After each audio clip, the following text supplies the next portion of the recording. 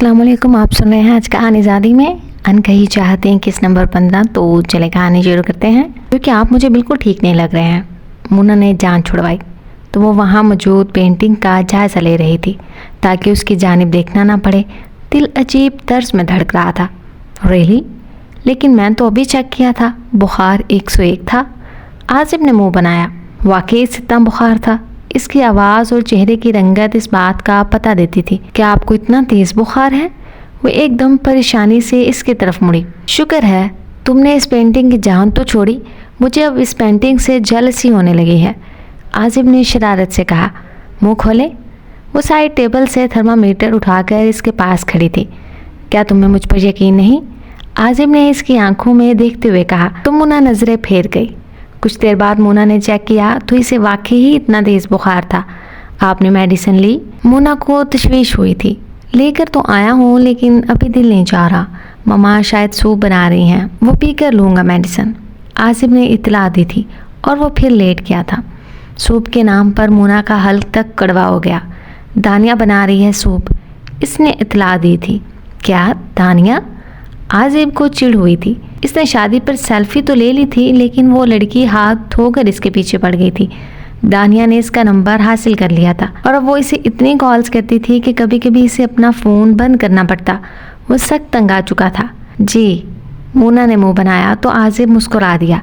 इसकी खूबसूरत आंखें शरारत से चमकी। वैसे दानिया अच्छी लड़की है, सोच रहा हूँ इससे शादी कर लूँ। आसिफ ने मुस्कुराहट दबा कर बोला।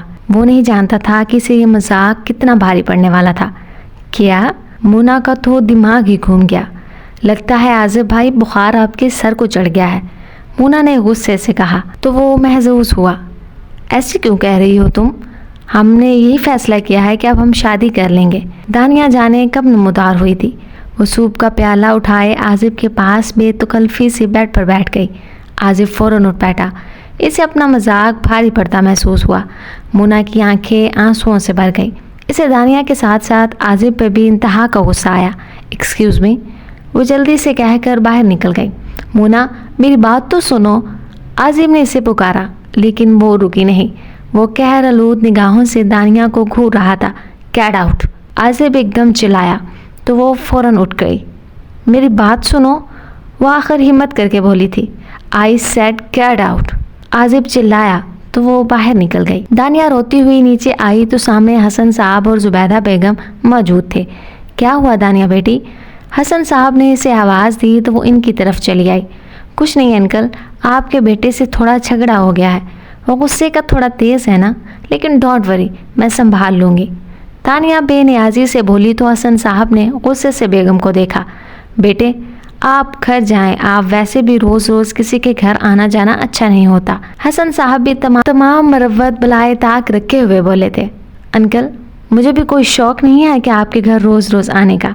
वो तो आपका बेटा मुझे बुलाता है तो इसकी मोहब्बत में दौड़ी चली आती हूँ। बेशक पूछ लें इससे, सारा सारा दिन कॉल्स पर बातें करता है। वो बेनियाजी से कहती गई तो हसन साहब का पारा हाई हो गया। आसिफ, आसिफ, इनकी गर्जदार आवाज़ गूंजी थी। आसिफ भागता हुआ नीचे आया। बुखार की वजह से आंखें सुर्ख हो रही थी। इसे बुखार है, इस बारे में फिर बात हो जाएगी। जुबैदा बेगम ने इल्तिजा की। चुप रहें आप, ये आप ही की और अम्मा जान की बिला वजह हमायतों का नतीजा है जो मुझे ये दिन देखना पड़ रहा है। वो गुस्से से बोले थे। क्या हुआ है बाबा जान? वो हैरान खड़ा था। क्या कह रही है ये दानिया? उन्होंने सवाल किया। क्या कह रही है ये? आसिफ ने एक निगाह गलती से इस पर डाली तो इसने अदा से बाल पीछे किए। बेटा दानिया और आप एक दूसरे को पसंद करते हो क्या? जुबैदा बेगम ने नरमी से पूछा था। बकवास कर रही है ये। आसिफ को इसकी पहली हरकत पर गुस्सा था जिसमें वो मज़ीद इजाफा कर रही थी। देखो आसिफ, अंकल तुम्हें कुछ नहीं कहेंगे, तुम परेशान ना हो, मैं इनसे बात कर ली है। वो मुस्कुराहट छिपाए नज़ाकत से बोली थी। वो औरत ना होती तो आसिफ इसके 2-4 लगा चुका होता। आसिफ गुस्से से इसकी तरफ बढ़ा तो हसन साहब सामने खड़े हो गए। बाबा जान ये झूठ बोल रही है, आसिफ ने बेबसी से कहना चाहा तो ज़ोरदार थप्पड़ इसके मुंह पर पड़ा। वो एक मजबूत इंसान था, लेकिन वो इसका बाप था। तुम अपनी हरकतें देख रहे हो, ये तरबियत की थी हमने तुम्हारी। हसन साहब ने कहर आलूद नज़रों से इसे देखा। माजिब, उन्होंने छोटे बेटे को आवाज़ दी जो अभी घर में दाखिल हुआ था। जी बाबा जान, वो भी घबराया हुआ बोला।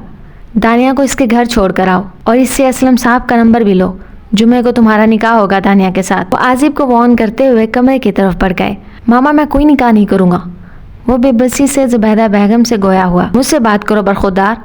حسن صاحب نے اسے مخاطب کیا تو وہ بے بسی سے کمرے کی طرف بڑھ گیا۔ کمرے سے دیر تک چیزوں کی ٹوٹنے کی آوازیں آتی رہیں، لیکن حسن صاحب نے کسی کو بھی اس کے پاس جانے نہیں دیا۔ منى سارا راستہ روتی رہی۔ نہ جانے کیوں اسے دانیہ کا اس کے پاس بیٹھنا بہت برا لگا تھا۔ اس کا بس نہیں چلا کہ وہ دانیہ کا سر پھاڑ دیتی۔ آنسو مسلسل جاری تھے، وہ چاہ کر بھی انہیں روک نہیں پا رہی تھی۔ گھر آتے ہی وہ کمرے میں گھس گئی۔ سونیا پھپھو آئی تھی، لیکن وہ کسی سے بھی ملنا نہیں چاہتی تھی۔ وہ خود اپنی کیفیت پر حیران تھی۔ مجھے کیوں اتنا فرق پڑ رہا ہے؟ جس سے مرضی شادی کرے میری بلا سے۔ وہ خود کو کمپوز کر رہی تھی۔ کہیں میں عازب بھائی سے نہیں ایسا نہیں ہو سکتا، ایسے کیسے ہو سکتا ہے؟ وہ خود اپنے خیالات کو رد کر رہی تھی۔ تھوڑی دیر بعد دستک ہوئی اور وہ اٹھ کر واش روم میں گھس گئی۔ منہ دھو کر واپس آئی تو سامنے بابا، عثمان اور عائشہ موجود تھے۔ خیریت؟ مجھے بلا لیتے بابا جان۔ وہ ان کی گود میں سر رکھ کر بیٹھ گئی۔ بات ہی ایسی تھی کہ ہم نے خود آنا بہتر سمجھا، عائشہ بولی تھی۔ ایسی بھی کیا بات ہے؟ وہ حیران ہوئی تھی۔ پہلے تم بتاؤ منہ پر 12 کیوں بجے ہیں؟ عثمان نے فوراً نوٹ کیا تھا۔ اور تم آج تو تایا جان کی طرف رکنا چاہتی تھی نا؟ عائشہ کو بھی یاد آیا۔ کچھ نہیں، آج تھک گئی ہوں زیادہ، اس لیے سوچا گھر آ کر ریسٹ کر لوں۔ اس نے فوراً بہانہ بنایا۔ بیٹے تمہاری پھپھو آئی تھی ہرمان بیٹے کے لیے تمہیں مانگنے۔ اس خیال سے اس کی آنکھوں میں آنسو آ گئے۔ میں آپ کو چھوڑ کر کہیں نہیں جاؤں گی بابا جان۔ اس کے آنسو تو پہلے ہی آنکھوں کی دہلیز پر موجود تھے، باہر نکلنے کو بیتاب۔ پاگل مت بنو، میں تمہاری مرضی جاننے آیا ہوں، سوچ سمجھ لو پھر جواب دینا، کوئی جلدی نہیں ہے۔ چلو عثمان مجھے کمرے تک چھوڑ کر آؤ، میں نماز پڑھ لوں۔ عائشہ اس کے پاس آئی تو وہ بہت پرجوش تھی۔ تو کیا سوچا تم نے؟ ابھی تو کچھ نہیں۔ منى کا چہرہ بے تاثر تھا۔ کیا مطلب کچھ نہیں؟ کیا کمی ہے میرے بھائی میں بتاؤ؟ وہ مان سے بولی تھی، وہی مان جو ہر بہن کو اپنے بھائی پر ہوتا ہے۔ عائشہ بھی مجھے وقت دو پلیز، اس نے ڈھوک ڈھوک انداز میں کہا تو عائشہ سمجھ کر چلی گئی۔ فی الوقت کے لیے اتنا ہی، ملتے ہیں اگلے ہفتے ایک نئی کس کے ساتھ۔ تب تک کے لیے اللہ حافظ، اور کمنٹس میں ضرور بتائیے گا کہ آپ کو یہ ایپیسوڈ کیسی لگی۔